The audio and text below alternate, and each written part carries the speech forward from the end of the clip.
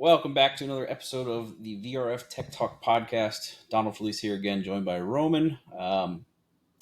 Today, a little bit fun topic of startup. Where do we go? How do we do startup on machines, and what information is useful for us at startup? Even though you're just a startup guy and you're responsible for evacuation, charging, and running tests, there's a lot more that goes into it prior to that, just to make sure that you are successful at your startup. Roman, do you have any insights on that before we jump into it all? Yeah, turn the power on and hit that test operation button, buddy. Yeah, it's full send. So startup's one of those weird ones. If you've never done it before, highly recommend it. It will ruin your day most likely, but that's okay because VRF is painful. But it's a good pain, right? We're learning, we're growing. It's not going anywhere. So when Donald mentions startup, I've done a handful. Donald has done a handful, and we know a lot of people who've done a handful. And there are ones that have gone so beautifully well, and there are ones that have just gone like dog crap. Hell in a handbasket 5 days in, and you still can't get the dang thing running. And so, what we're going to talk about today is how to be successful in startup. And you'll be surprised to find that some of these things are things that you're going to do before you even get to the job site, things that have to be done before you even get in front of the equipment with power ready to go. That before you get that email from the general contractor saying that it's ready for startup, even though you've already been there 6 times and they still don't have power, because that's the realistic world we live in. These are the tips that we're going to give you today and talk about surrounding how to be successful at startup. And that's across the board. That's reps, that's contractors, customers, clients, whoever you are, whatever your involvement is with VRF in the industry. This one is for you. This one's for you to get your equipment running, right? Congratulations, you're the owner of a VRF piece of equipment. Now let's get the thing running. Right. So, as you mentioned, something to do before you even get to the job site. This really applies for the service groups and the larger installers that have, different teams that are going to do your pipe fitting and then your reefer work and then your startup and then controls, right? But all of this really applies to everything. Now, there's one group in my area that has kind of taken their startup guys and made them be the kind of overall foremans, I guess you could say, of the job, right? They're going to the job site as the piping is happening, as the control wiring is happening, as everything is happening, just so that their lives are easier, 6 months down the road, because now they don't have to go back and say, hey, you didn't follow this rule and you have this pipe that's in the wrong place, or you didn't run this wire. They're kind of policing the jobs on themselves so that they don't have a problem 6 months to a year down the road. And it all comes down to planning and coordination between your different groups. Now, your smaller groups that, the pipe fitter and the guy that's running the pipe and the wiring is the guy that's going to be charging the system and starting up in the end. Like, there's no excuse for you to be ultimately responsible for the entire project at that point, right? You're there. You have to own it. And all I can really say is I'm just going to give you some tips along the way to make that easier for yourself. Yeah. Because again, you could do everything right, all up to the point where you turn the machine on and realize that everyone who did the work before you to get you to where you are didn't do anything right, and you still have to find a way around it to correct it, to fix it, to get it running. Because the answer isn't just, well, we can't get it running. They bought a new piece of equipment, and now it's your job to get this thing running. Right. So we're going to dive into the gist of it. To me, the most important thing is to know what was installed. If you didn't directly install it, then you need to know what you're going to start up. It doesn't help anybody if you walk into a job site blind and you say, I'm here for startup, and you don't know if there's one air handler, if there's 15 air handlers, if there's 20 systems. You need to know what is installed. So in the Daikin world, we have this thing called a Web Express, where it's kind of equatable to the Bible of what's going on in the job, or the entire roadmap of the job. You're going to have your system layout, your characteristics, the fan coil types, the tonnages of the fan coils, the tonnage of the outdoor unit, your piping diagrams, your wiring diagrams. All of that is in this one document. So not even looking at this document before you get out to the job site to do startup, you're setting yourself back, weeks of work potentially, because you didn't have this with you, or you didn't look at it, or you didn't care to open it.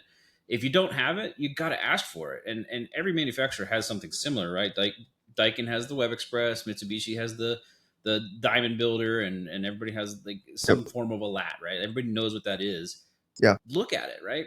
Set yourself up for success by knowing exactly what you're going to do when you want to go do it.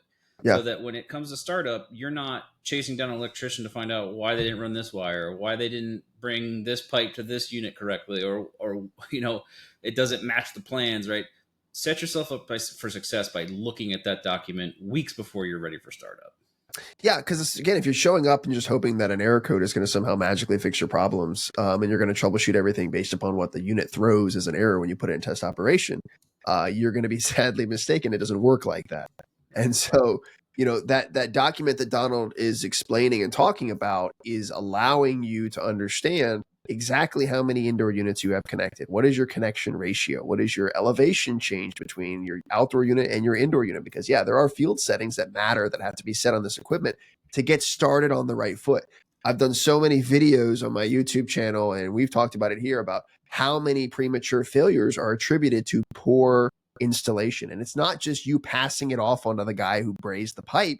It's being passed off to you who is starting the equipment. It is your job to make sure that it is starting on the right foot. Now, I'm not saying that you have to go back and pipe wipe everything that's inside the building because of the guy who didn't braze without nitrogen. I'm saying that if there are field settings that have to be set, if there are things that have to be tweaked or adjusted, your group addresses, your AirNet addresses, all the things that you're supposed to go through and check the boxes on when you do startup, that has to be done. And that has to be done by you. And so you have to be thorough in that understanding of, one, you need the Bible that is the VRV Express report or the web layout, whatever program that you're using with your VRF equipment. Because remember, VRF is customized.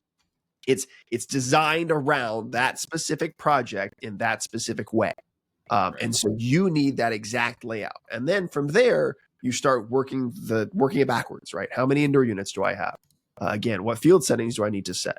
When I go to the outdoor unit and they turn the power on, right, you're going to get those really easy error codes, right? And I call them easy error codes because, phase reversal, right? Phase loss, right? I turn the power on the equipment and immediately I get an error code because we're missing a leg of high voltage, or the rotation is the incorrect way. And so, those are the easy ones that pop up, right? Those U1s, those U101, U104, stuff like that. So those are easy to fix. But when we start to turn the unit on and it goes to look for indoor units and it starts counting all these indoor units, if you don't know what that number is supposed to be, and you go to put it in a test operation and it's only running 6 out of the 32 fan coils that are supposed to be connected, how well do you think that's going to go, right? You could sit there for 2.5 hours with the equipment running and realize that it's going to pop an error code because someone turned a fan coil back on, right? You have to understand these numbers and where to find them to then start it off on the right foot of knowing what are my indoor unit counts, right?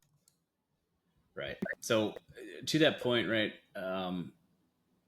if you started up a system and you had 5 fan coils, then all of a sudden you found out there were supposed to be 10, right? You're going to see potentially some error codes, but sometimes you might not. And that might not can turn into a really big problem for you down the road. So if you went through and did startup and came to find out that you had the wrong amount of fan coils on your system, you're potentially looking at some failures right off the bat, right? And we don't want that. We don't want failures. So I'm going to bring open, or I'm going to share my screen to show you kind of what a Web Express or the final report looks like on a system. And then I'm going to go back and show you kind of why that's really important to know what you're spitting out. So yeah, let me share this up. Can I hammer some point home real quick? So when you're doing startup, you're not just there for one piece of equipment. Let's say this project has 8 systems. You're going to start up all 8 systems, and you're a very efficient guy or gal, right? I don't judge here.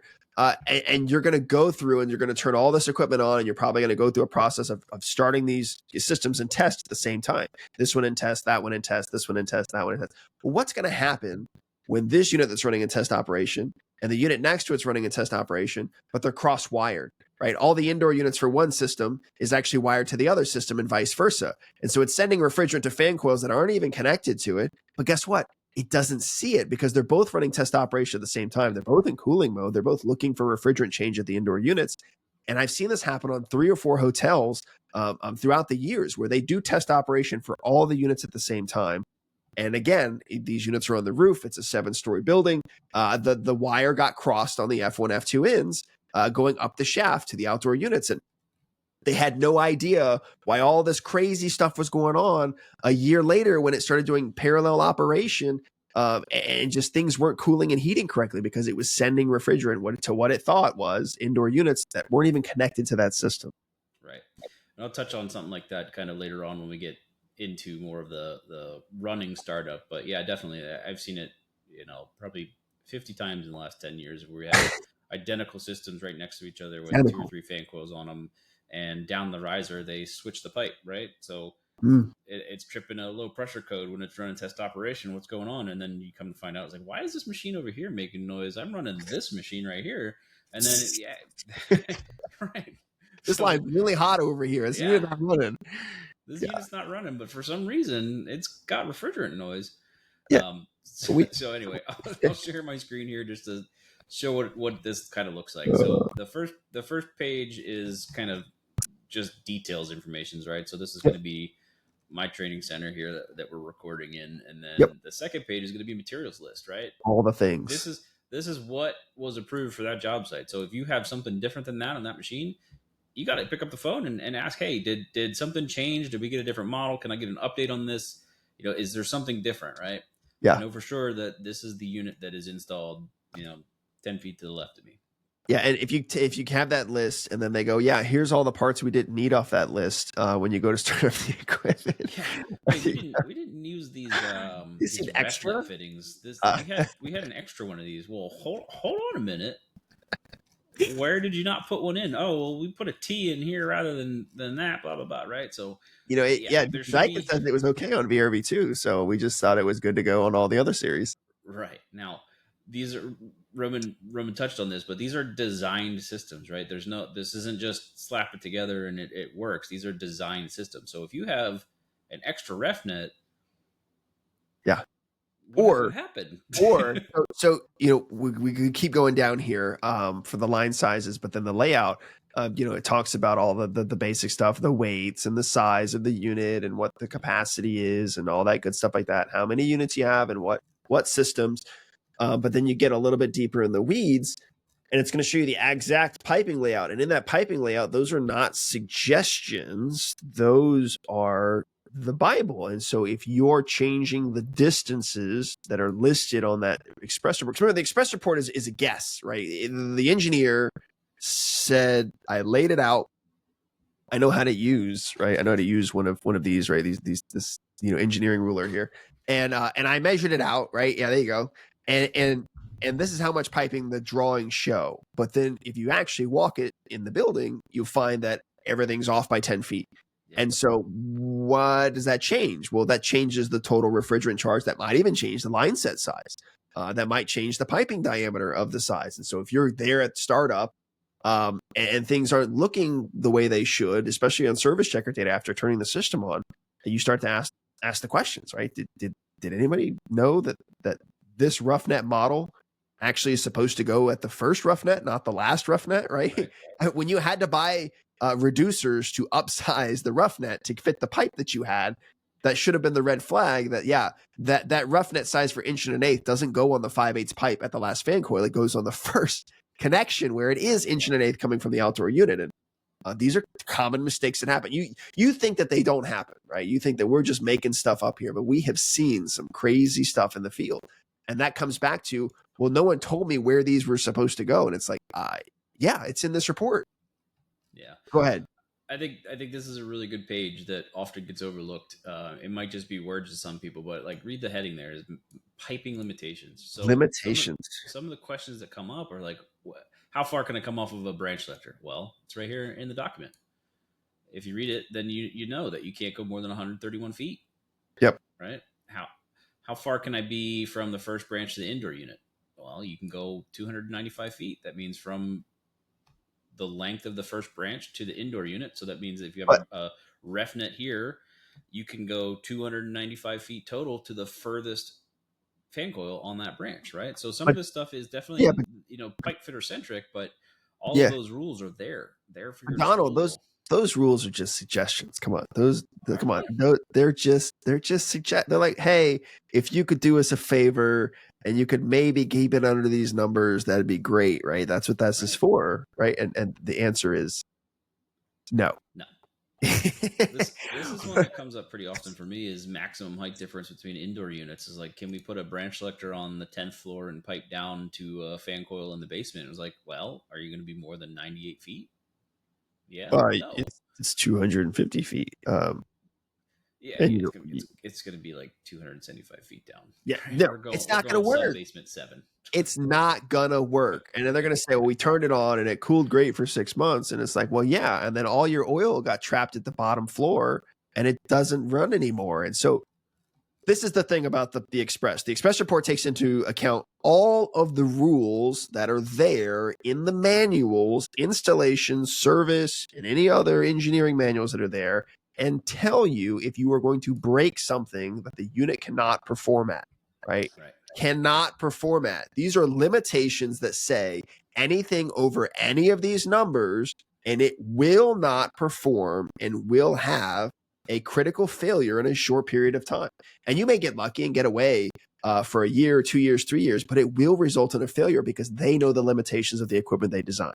Right. And so they're not guidelines. They are hard rules that stop there. Yeah, definitely is the law. That's what it is. And we're not coming to job sites to break your stones because you did 132 feet over 131. We're saying, like, if you're going to put that branch selector in the far east corner of a building and you're going all the way to the west side of that building and it's 300 feet away, you can't do that. Yeah. Right. There's reasons these rules exist. Now, gotta redesign we're getting to that piping tree that Roman was talking about. This is the roadmap. This is how you're successful. Yeah. They come out with suggested pipe sizes based on what is in the prints or what a design sheet says or what the engineer says the piping length should be. But ultimately, you as the installer are responsible for verifying that, yes, branch selector 1 to fan coil 14 is actually 27 feet of pipe. Yep. Now, is it to the inch? No. But if you're 60 feet, that could make a difference. If you're 4 feet, that could make a difference. Yeah. But just verifying that these numbers coming from whoever is doing your reports is correct, or if you're providing that back to whoever is doing the design on that, that's what you need to do, right? Then you need to verify that. You need to do takeoff. You need to walk the job, right? Get your spray paint out, start spray painting the floors just to make sure that you know that this is the path that you're taking to get your pipe from point A to point B. Yep. Because at the end of the project, after somebody has run 150 feet of 1 3/8, 1 5/8 copper, and then you say, well, we're going to have to upsize on the main run there to 1 1/8 rather than that 3/4 that you ran, right? That's expensive. Yeah, it is. It's very expensive. And so you get a lot of guys who are like, well, we just have to keep it the way it is and hope it runs great. And I'll tell you right now, those are the ones that, we're going to have to come back and repipe. And it's like, just, you got to do it the first time. And I get that's hard. And I get that's not easy. And I get it's painful. And yes, it requires a foreman that understands this on the job, doing the construction, overseeing the teams. It requires a superintendent who's going in and actually understanding the importance of this. It requires a service technician. It requires a service manager to understand also the time it takes to fully commission a system like this. You can't do it in an hour, but it also doesn't take 2 weeks to commission a system to get this stuff the way that it should be. And he said it again right there, 4 feet. We're off by 4 feet. Well, sure, you would say that's not a lot of piping, Roman, but 4 feet times 10 units, and they're all off by 4 feet. Well, that's 40 feet. Yeah, 40 feet is a lot of refrigerant that we're going to be missing from the system. And we talk about critical charge, and I've done some videos on this too. VRV3, super forgiving, right? She was built like a tank. I mean, it's amazing how much I love that series over our series that we have now. But then you get further into it, VRV4. 15 to 10% off on charge cause failures. VRVX, like 8% off on charge cause failures. And then a Mirion, we're still figuring that number out, but it's still looking like it's the same. Again, the further we go, the bigger the systems get, the further the longer the line sets get for the way we push things in our current industry to make things better, faster, stronger, right? the more these charges are critical. They are, because it's these small, teeny tiny segments that we're missing, or that don't get updated, or that don't get corrected, or that don't get added to this stuff. You charge it because you think that it's correct from day one, when no one has come back and done a revised plan. If someone gives me a drawing from a job from day one, right, I'm there to start it up, and they give me the original as-built the sales engineers sold the job on, I throw it in the trash, because it's useless unless someone has gone through and done the as-builts and remeasured. You're telling me that on this report, every freaking inch on this piping is exact, like the sales engineer saw into the future, went and pre-measured that job, and then came back and then quoted it perfect. There's no freaking way. I have never seen it. If you know somebody, you have them reach out to me, because I have never seen that. And so there should be two reports. There should be the first one and the second one that you fill out from the as-builts that have been corrected. That's just how I feel about it. There's just no give or budge there. Right. There shouldn't be, right? Every project should come with a set of turnover documents where it's your as-built. And if you turn over something that you don't plan on doing the service work on for the next year or 2 years or 3 years or whatever it is, and you're not providing this, man, you're really hurting the people that are coming after you. I've got a project right now. We just did a PM on. Beautiful building, beautiful installation. Oh man, cream of the crop. Every single freaking unit is undercharged by 20%. And the data shows it. And we're not talking 2 or 3 units. No, we're talking 23 systems that are now having failures 3 years later down the road, because again, the system was, again, at the time, it was auto charged, right? And they thought that was better than the Web Express. And even then, the Web Express didn't account for the retrofit that happened on the building and all the other unknown factors.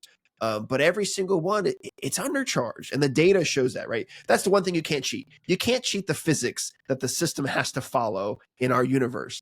And so when we look at operational data, we look at these systems and how they run, we can easily determine if it's under or overcharged based upon its performance when you match it up 100% connection ratio to 100% demand of the outdoor unit, right? 10 tons is 10 tons.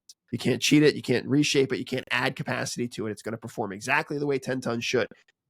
We can benchmark a system and find out exactly how it performs based upon that and determine if it's low on charge or if it's overcharged or if the charge is off by a slight amount. But it all comes back to startup, right?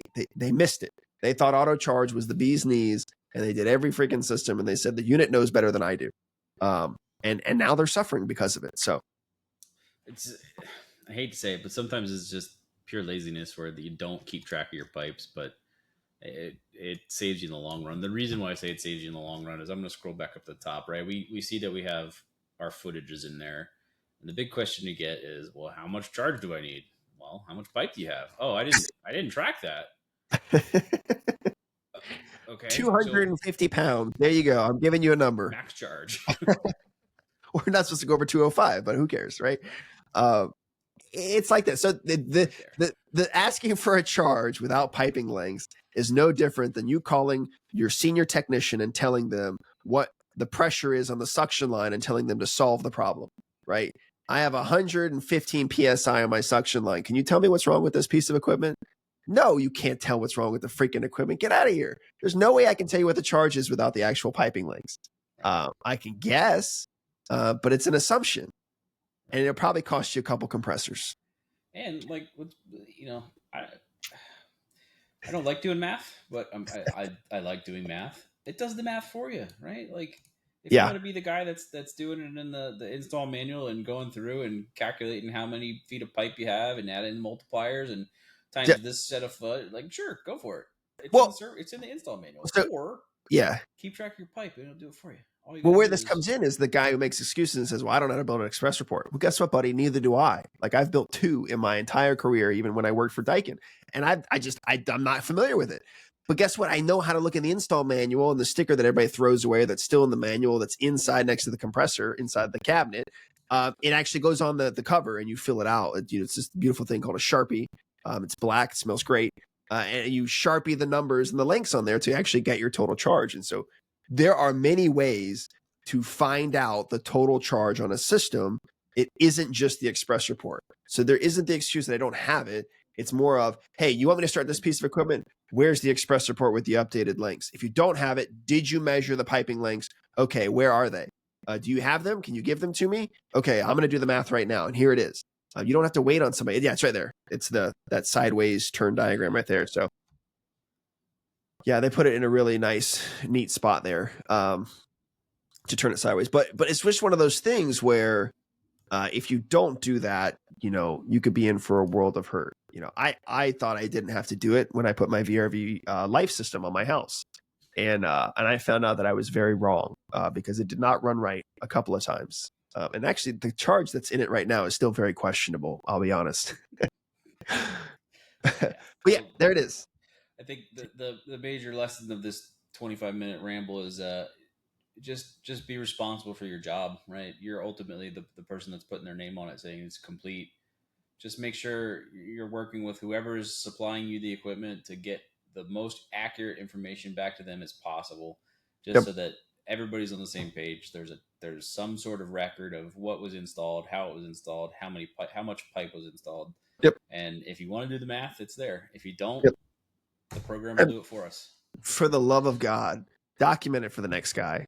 Like, listen, I don't care if I have to buy a box of 1,000,000 Sharpies and mail them individually to each one of you technicians listening to this. Just Sharpie it somewhere. Put the charge. Now, don't be the guy that writes the charge 1,000,000 times and Sharpies it all, because I have trust issues and I'm going to go calculate it myself because I don't trust that you couldn't get it right the third time. This is more so of just saying, when you're doing these things, get a label maker, get a Sharpie, something, fill out the sticker, write it down on the sticker. Okay. If you're just putting it inside the panel as total charge is this, it's like, well, did you do the math? What does that actually look like? Because those things also matter too. Show your work, right? We learned that in math class and maybe elementary school, middle school. I don't know. I was homeschooled. So, there's that. But with that being said, it's just one of those things where success long-term is doing the difficult thing. And the difficult thing is measuring your pipe. I know tape measures are hard. They're sometimes expensive, but it's just one of those things that you can't skip. And you're going to get guys who say, I can charge it off Service Checker. And yeah, so can I. But guess what? Charging off Service Checker, it means that I'm charging it based upon what? The current conditions the building is in, right? And what is that? Well, if it's at construction, then there's no load. There's probably construction filters on the indoor units. Some of my dampers aren't open in front of some of the rooms, so there's restricted airflow. It's a cold day. It's a hot day. You take your pick. You're charging based upon the exact conditions that equipment is existing in right now. And I will be honest with you, doing that at construction startup, they're never going to be like that again. That building is not going to be either occupied like that. These units aren't going to be in the same conditions that they're in. And so again, it's still the wrong charge. It's the right charge for right there in that moment, but it is not the right charge for the way they're going to use that building in a year when they occupy all the rooms and they occupy the building and they get moving. So it's this thing where that's where it takes the guesswork out of. So can you charge it based upon Service Checker data? Yeah, of course you can. But it's a timestamp of right then and there. And so how many of you guys are going to go back 4 times in a year to adjust the charge? No one's going to do that, right? So just measure the lines and know that it's right the first time. Yep. I think that transitions into a good leeway for create yourself some sort of document that you can track your progress, track the job progress. Like in the automotive world, we had this thing called a route sheet where it was, a car comes in, you call the customer back at certain intervals just to let them know that like your car's being worked on. This is what we found. 2 hours later, this is what we found. 2 hours later, it's done. Do something for your technicians, your startup technicians, saying like, I want you to do a check-in on the job site to verify that power is going okay, that the control wires are going okay, and then 2 months later, right? Just think this is a year-long project. Every 3 months, send them out there just to get an idea of what's going on, right? Just keep track of all of the things that are going on. That way, when he's there for startup, he's not flying blind, right? He already knows where the equipment's at. He already knows who the electricians are. He already knows who the control guys are. Have some sort of document, like a pre-startup document, that can be compiled in with your actual startup sheets that says that this is what we did. day one, this is what we did day 365, and here we are, right? Everything works now because we kept track of it from cradle to grave, and we're happy to turn over a perfectly working system to you. Yeah, and I'm gonna hit this one pretty hard because I get this excuse all the time, and it's an excuse. It's what it is. Let's call a spade here, guys. Okay, we're being honest with you. You can't use the excuse that Daikin came out to my job and they signed off on the piping. Right? They walked the job and they said, "Thumbs up, buddy. You did a great job." And they looked at 2 fan coils, right, and they maybe went up 1 flight of stairs. You know, just because someone from the manufacturer, whether it's the rep, whether it's the manufacturer themselves, comes out and looks at the job at that point in time, does not mean, unless they measured the piping for you, unless they measured with a caliper the size, diameter of the piping that you put in every single square inch of that building, they are not signing off on your installation. That is still your job to go through with a fine tooth comb. I get so many people and customers and clients is the biggest one, because they go out and they say, Daikin was here 4 times and you're telling me they missed it? And it's like, I know, like, they missed it. No, they're not there to certify your project or your job, right? They're there to help answer any questions you have. They're there to walk around and look at the job, make sure that nothing sticks out as a red flag or any kind of issues like that. But it's your job as the contractor to measure these lines, to ensure they are accurate. You can't pass this buck onto the manufacturer, because I know exactly what they're going to do. They're going to take it like a football and they're going to kick it right back at you for a field goal. It's not going to happen, guys. Let's be honest. I love Daikin and the company that I worked for, but it's just one of those things where it's an excuse, right? You're trying to say that the manufacturer somehow gave you the allowance to break that piping rule. No, they didn't. It's in the installation manual. You still have to follow it, right? Right. Unless they wrote a letter with their name on it in a letterhead, which they will never do. It's never happened, right? But So, another good thing, and this is, I think, the thing that I probably dislike the most is after the fact going around getting models and serial numbers, right? Because you had to have models and serial numbers for your turnover, and like, why not do that before the equipment's installed, right? So there's this beautiful thing called a bill of lading, and it's basically the invoice that you get for the equipment that you purchased. And on that is actually the model and serial numbers for every single piece of equipment you purchased. So if you're the person receiving the equipment to the job site, that piece of paper could actually save you a ton of hassle and headache. Now, it's not going to tell you where the units go and where in the building they are. You still have to go and find that and track it down and add it to the sheet. And some reps have done a really good job, Normanus, right, being one of them, MRG, Havtech, those people out there where they have some form of pre-startup checklist where they're already going through and they're mapping out where the units are, what their serials are, what the air nets and the group addresses and all that stuff like that. And then leaving that behind on the job site and also having a digital record of that is really important. So yeah, definitely.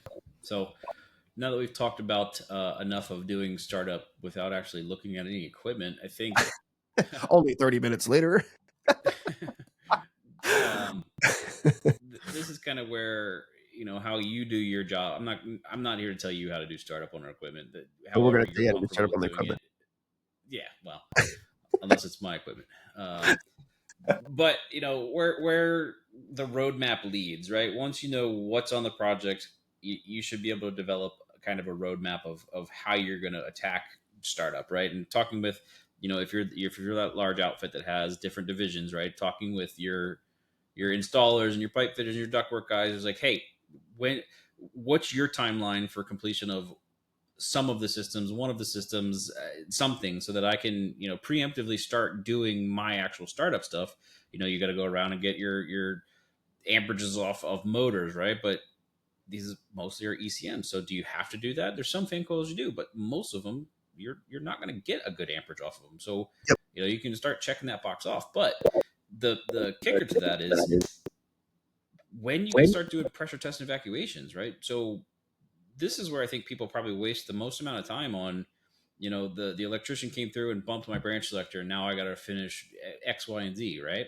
Well, if the pipe fitter turns it over and says it's done before the electrician starts landing wires, that's the day that you should be starting your pressure test. As a startup guy, as soon as that last joint is brazed shut, you should be starting your pressure test. Yep, don't leave it open. Yeah. Right. No, it's yeah. that's just my opinion, right? I don't get to tell everybody how to do their job, but I do. that's to me is you want to verify that if there's any issues with this system, that as soon as that last braze joint is done, you're putting whatever 500 psi, 550, whatever it is, you're putting that pressure on that system and you're letting it sit so that you know that it is a sealed system at that point, right? Yep. And then we can start talking about where we do the vacuum and how that works. And I've seen a lot of chatter on the groups lately about how many hoses should we use? Can I use my S-mans? Can what? this Depends. how, You have 2 weeks to start this equipment up, yeah, or how many pumps should we put in line, and all yeah, that fun stuff comes into play. I mean, and I think our previous guest Ty did a great video on vacuum and showing vacuum that hoses. Yes, yeah, love hoses to HVAC. Yeah, it's so Ty very Brenneman has very important yep that a ton of videos. you know increase the surface area of hoses, right? Do yourself a favor, get the bigger hoses, right? If you're using True Blue or using the Appion, the big black hoses, whatever it is, right? Put it on your pump. It's going to save you so much time.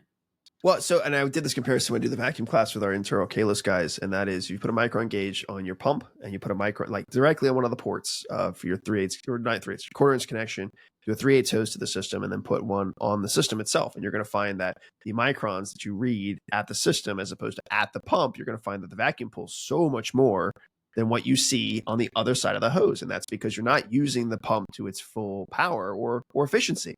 And so again, more hoses, larger hoses, that allows you to get that full force that you need anyways from that vacuum pump, from that system, right? Because there is a pressure differential across that hose. And so more hoses, but we could go on for days about that. There's so many videos out there that we would not even explain it correctly. Love to HVAC, HVACschool.com, right? All those places have amazing videos. Jim Bergman, I mean, a vacuum guide, that showed on True Tech Tools. A great book, right? Even if you don't understand half of it, which I didn't, but there are great parts in there that's like, that's perfect. I didn't know that. So vacuuming, yes. Pressure testing, yes. Need some of that. How long do we pressure test for? Manufacturer says 24 hours at 550, unless you've got FXTQs, aluminum coils. They want you to stop at 450. Okay, good. Then we pull a vacuum. Okay, how low do we have to go? Well, we go down to 500 microns, and then we do a decay test. How long do we do a decay test? These are questions I get all the time. Decay tests, 10 to 15 minutes. You've got True Blue, the vacuum micron gauges, or Field Piece. They do an auto decay test where they do the math automatically for you in a matter of seconds to find out how much the rise is over time, to find out where you're going to be in 15 minutes. And it's going to say, hey, don't wait 15 minutes. I know where you're going to be in 15 minutes. It's a pass. Here you go. You're good to go. So there's tools that can speed that process up for that decay test, but these are steps you can't skip, right? Because skipping these steps means that when you charge the system and you test operation the system and you run the system and you walk away a week later and it's low on charge because you didn't pressure test it properly or pull a vacuum properly, to find the leak. That's what the vacuum's for. It's not just to dry it, but also to ensure there's no leaks. Dry and tight. Those are the words we use. To make sure that system is going to live a long and happy life, because you don't have to go back and do all that again. So, but you have any more to add to that before we get into the really good stuff, which is test operation? I think the last thing I want to say about vacuum and pressure testing, we'll start with pressure testing and knowing that nitrogen may not actually be dry, but also knowing that nitrogen does fluctuate with ambient temperature. So if you pump this thing up to 550 and 50 degrees out, and then you come back the next day and it's 100 degrees out, right? You should expect to see a pressure change, and vice versa. It's 100 degrees out when you charge it with 550 psi, and then you drop it down, and the next day you come back, it's 50 degrees out. Well, yeah, it's gonna have a pressure change, right? And like, I have the formula here I can share. If only there was a website that had a calculator on it, or if there were tools that also had the same thing. HVAC School. Yeah. So knowing that, right, like nitrogen gets that, what's the word I'm looking for? Like, people think nitrogen is a noble gas, right? Like Inert gas. Gas, right? Or it doesn't change pressures based on temperatures, right? But it's just not true. It does. Might not be a lot, but it does. So you could be searching for a leak because you put 550 in at 100 degrees and then came back and it's way less at 50 degrees, right? Yeah, you should expect a difference. But let's see. What's we start at 550. We're at atmosphere, so we're perfect sea level here. Perfect. We're going to say 100 degrees when we charged it. Okay. What's it come back to? It's a 75. We'll come back in the morning. Yeah, that's a 30 psi drop. 35 actually. And so I mean not 35. That adds up, right? So you look at this 524 psi. The temperature matters, right? And where do I find this? HVACschool.com/calculators, right? Up here in the resource section. All this stuff is here, guys. If you're not using it, Fieldpiece, their app, they have it. They have a nitrogen test portion of it that allows you to start it with their probe. Now, again, you leave the job site, you come back in 24 hours. Hopefully, your phone still isn't there on connected, measuring that test. But you can at least take a snapshot beforehand so that when you come back, you can go to this website on your phone or the app and fill this out and do that calculation to find out where did it fall to. Because that matters. And if we do this in reverse, right? Let's say I filled it at 75 in the morning and I come back and it is 100 degrees outside, it's going to go up. Well, let's say that your pressure is 565, or let's say that your pressure is 555 and you have this temperature split. You're going to think there's not a leak when really it actually should be 576. Right. So, that's the tricky part, right? How much did my temperature change? And where am I measuring that? Is that every piece of the line? No, it's where the largest amount of your system exists, and usually just going off of ambient. So, but again, these are the things you have to be worried about when doing pressure testing. You have to understand what the temperature is at ambient that you left it at, and then where did you come back at it to? So, yep, set yourself up for success. Yep. So, enough about all that. Like, we're not here to tell you how to do pressure test evacuation. We're just giving you some tips. But geez, we're already 40 minutes in and we haven't even talked about startup yet. So test operation, right? What is it? What is test operation, right? So in the Daikin world, test operation does two things, right? It allows a system to be ran, but it also sets targets for the machine to know that this is how you should run with this charge in the machine, right? So going back to the beginning of the podcast is you got to know how much charge is in the machine. You got to have the right charge in the machine so that when you run test in the future, the machine goes, okay, well, I was supposed to have 36 pounds in there, and now I'm running and I'm happy, and then all of a sudden you get a leak and you got 20 pounds in there. It's going to think something's wrong, and it's going to let us know. So the test operation isn't just set it and forget it, right? It is kind of, you got to wait for it to be done, but it does other things for the machine that are happening behind the scenes there. So, so what does that mean? That means that you need to charge the system fully before you put it in a test operation. It's this beautiful thing called setting mode 220, called additional charge mode on Daikin equipment, where you can actually add the additional charge you need to the system and get it to run before you do test operation. Because if you set it with the wrong charge, you got to do it again, right? Right.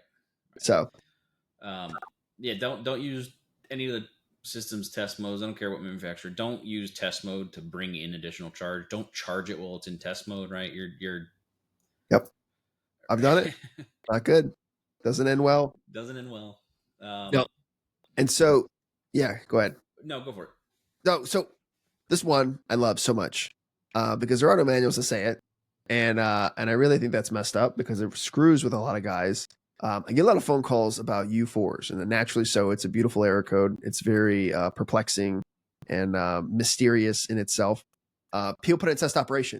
What is the error code you get on the outdoor unit on a Mirion and VRVX equipment when you put it into test operation and you have an error code inside, right? It's U4. So you're going to come back after running in test operation for 10 minutes, 20 minutes, 15 minutes, and it comes back with a U4, right? And you're going to go, oh crap, I got communication problems. Let me go inside and check my communication wiring and all this other stuff. And there's this beautiful thing where no matter what the error code really is, and if it's not power related and it goes into test operation and it's not a refrigerant flow problem in a fan coil, and it's actually a fan coil with an error code, whether that's, a drain float switch tripped, an A0, someone set field settings incorrectly, something not on T1, T2, and it thinks there is, you're going to get a U4 at the outdoor unit, and you're going to get a different error code inside during test operation.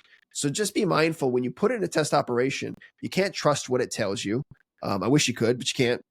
You have to go and verify at the indoor units what is the actual error code. Because if they're both U4s, then it is a COM problem. But if you go inside and you see a U9 Go find the unit that has the actual problem. United is saying, hey, I don't have a problem with me, it's someone else. They're snitching on everybody else. And you have to go and find that indoor unit. And so it's just one of those things where you can chase your tail. If you're brand new to this, you're sweating through your shirt because you've never done this before. You put it in test operation, hoping, dear God, please don't explode, because that's usually what goes through people's minds. And then you get a U4, and then you go, oh crap, and you go straight to the manual and you start troubleshooting comms. Take a deep breath, go inside, and to see if the error code is actually U4, because you might find that someone just pulled a drain plug or someone didn't install the drain plug connection, on a wall mount out of the 56 wall mounts that you did for that system. It happens. And so don't just assume, go inside and verify that them error codes match, because that's a big part of it. Let's say the most common one you're probably going to use an A0 on the inside, right? Yeah. Getting some kind of float issue, whether that's, the drain piping was too large and we flooded back into it, or the FXTQ, they took the jumper off and didn't actually land a float switch, and you're getting this U4 outdoor, but you're getting a different code indoor. That's going to take me into another topic of what I like to do before we even get into the test operation. I should have probably did that, but addressing, right? Addressing and field settings of indoor units. To me, that's my first step. I want to do everything on the indoor side, so that I know when I go to the outdoor unit, there's going to be no chance that I'm going to hit that A0. There's going to be no chance that I'm going to hit some kind of weird error code. T1, T2 has a fire smoke detector on it. I want to know all of the stuff about the indoor units before. So field setting and addressing is definitely the first thing that I'd like to do, right? Hook up service checker, even though it's not really required, and then take care of all the indoors. Do all the addressing. Once you get that error code, it's gonna help you figure out where that machine is. It's good. Field settings is something that is really project dependent, but there are some very basic ones that are kind of like the hitter, like they're going to be the same for no matter what. So I'll share kind of what my opinion on the best ones are for. We do have the systems.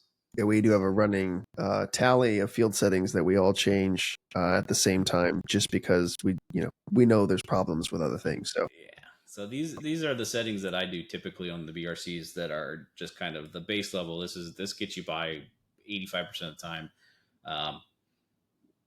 Control from the BRC temperature if that's what they want. Get rid of this stupid filter flag because it's based on time. If you got a central controller, we want to make sure that we're sending the BRC temperature to the front end. Yep, not the return. The 1B13, make sure that the stat says off when it's in the off position. That's kind of a no-brainer. But disabling the clock because nobody ever keeps upsetting them, so we just get rid of it because it's annoying.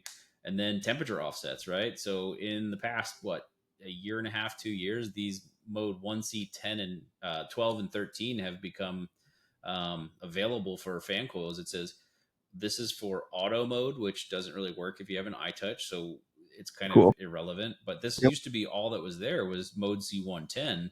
Now we have this 12 and 13 saying that we can do offsets on heating and cooling separately on that BRC. So if we need to, trick the person in the office that says it's always cold and they say it's in heat mode and it needs to set the thermostat, say 85, then we have that capability of setting these offsets. So this is probably the most important code for when you're using the BRC is make sure your offsets are set, make sure they're close, right? But it's not going to be the same as a temperature probe on the wall or somebody else's thermostat, but this will get you pretty close.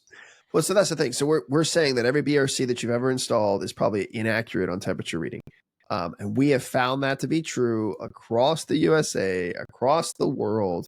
The BRC controller is just off by 2.7 degrees. And so if you're installing BRC controllers and you've never set 1C-10 or 12 or 13, now that we have the newer BRC programming, if it's not there, then it doesn't apply to your model. Then your temperatures are probably off, right? They're probably reading warmer than they actually are. Now, you can always be the guy that goes out and measures every single temperature for every thermostat he ever does and set them correctly. And I've modified mine a few times, but I have found consistently they are actually off by 2.7 degrees. Yeah, and so setting them lower, it makes it for a more comfortable space, a more accurate temperature control. Because again, you can't just trust that the unit knows what it's doing. So offsetting BRCs, that's a common rule of thumb industry wide that you will not hear from the factory. And that's from experience in the field. Yep. There's always going to be a little bit of temperature difference between what the. I mean, well, I'll get right into it. In the BRC, behind the temperature sensor, there's a capacitor. That capacitor gets a little warm sometimes, so Yep. we always offset it. Yep. That's the And gist it of it. always helps fix the problem. It gets more runtime. It manages the temperature a little bit better. It keeps it a little bit cooler in the space than what you're maybe normally used to. And it gets that result of what people are looking for. And again, you have all these field settings that you can modify. Sorry if you have an FXDQ, there is a field setting to allow it to run at a higher static mode. It's not much faster than its normal mode, but you also have static pressure adjustments. And people ask me all the time, what are those static pressure adjustments? I changed it to 0.5 inches, but my ductwork's not at 0.5 inches. No, those are just selections to allow you to ramp the fan speed higher than its normal parameters would be to get more airflow for test and balance, right? To get the right amount of CFMs out of the vent per the design. And those are going to change based on equipment. And you can do the auto static adjustment, but I find that it sets it at the highest level anyways every single time. So you've got vents that are sweating or you got vents that are making noise. Obviously investigate your ductwork, but you do have other commissioning adjustments that are going to help you increase the capacity and change the capacity of that unit for fan speed adjustments. Now that's on all models. For the cassettes, there's the high ceiling height, and that allows you to actually increase the fan speeds on your cassette. So if you didn't know that, there is a field setting to increase fan speeds on cassettes. And that's that high ceiling setting. So this is pretty much all the ducted units, up to the 5 ton. Yep. Would be 23.6. Now it varies the actual high level. So I'm more than willing to share the field settings charts, and this is a document that my internal group uses for any of the iTouches that we program that go out to the field, just so that all of these settings there's no guesswork, right? Yep. I recommend having something like this for anybody that's doing VRF startup, is like, know your settings before you go do startup, just so you could do that, right? So there's all the same settings that I talked about earlier. But aside from that, right, we're doing the addressing list too, right? Here's your fan coil tags. This is the model it should be. This is the condenser it should be tied to. Here's your addressing. If it had BACnet, here's the device ID. This document can help you in the long run, just by organizing yourself. If you have this was a big project. This was close to 300 fan coils. So there's a lot to do to start up there. And then how many outdoor units do you have? This is the model numbers. Do you want to put the serial numbers in there? And again, I'm more than happy to share this with anybody that wants this, just to use it as a template. But knowing the settings before you're going to the job site to do them, you're leaps and bounds ahead of schedule there. Yep. And again, after test operation is complete, after all your field settings have been changed, record service checker data. Always record service checker data. It should be 4 hours, should be 6 hours. Let your system record. You need that information after the fact, so that if something does happen, you have what it looked like when you left. And maybe you missed something. That's fine. But at least you have that information. At least you're not just turning the equipment on and said, yeah, it looked great. Do you have any information to compare it to from what it looked like brand new and what it looked like after the fact? That's also an important thing that I highly recommend if you're not doing it already. So right. Even some of the manufacturers require it to get your extended warranties. So there's no reason you shouldn't be recording data through the whole process, and including after the fact. And we make it a point to do what we call functional testing after the fact of startup, is go zone by zone, checking to make sure that you don't have crosswire, you don't have cross pipes. This unit is responding correctly. Do we have an airflow issue? Is the ductwork open? Do we have construction paper on the ducts right? We want to make sure that there's no problems in turnover to say that, a year down the road, hey, you got a problem with that system, right? Like, recently some emails have come in for projects that I did start up on a long time ago, and they're saying, like, we think there's a piping issue. Well, like, there wasn't 6 years ago. Why is there a piping issue now? I don't think there's a piping issue. I think there's probably a charge issue, or there's an airflow issue. There's something else is going on. But just CYA is the best, right? Record everything so that you're covered. Nope, and I agree. And so we're kind of coming close to your 54 minutes. So this stuff seems like basic information. We're telling you horror stories. because we can, but also so that you understand, learn from our mistakes, learn from others' mistakes. That's how we get better. That's how we push this forward. That's how we make the startup process easier. I've had jobs where we have flown through startup and it has been beautiful. And the guys who do it, they love the equipment. Right. And then I've seen the worst of the worst. And some of those have been my own doing, that it just drag you to the bone where you can't stand the technology anymore. And it has nothing to do with the technology. It has everything to do with the people who are installing it, setting it up, and servicing it. And so, take those steps. Yep. I think if there was one thing that that I could recommend is just be prepared and plan before you take action. Yeah. So, all right. Well, if there's nothing else, Roman, I think I would like to do a follow up at some point on actual startup procedures and running some machines and looking at some data. But yeah, do some I think this small was a good videos. start. Yeah. Again, you're not alone.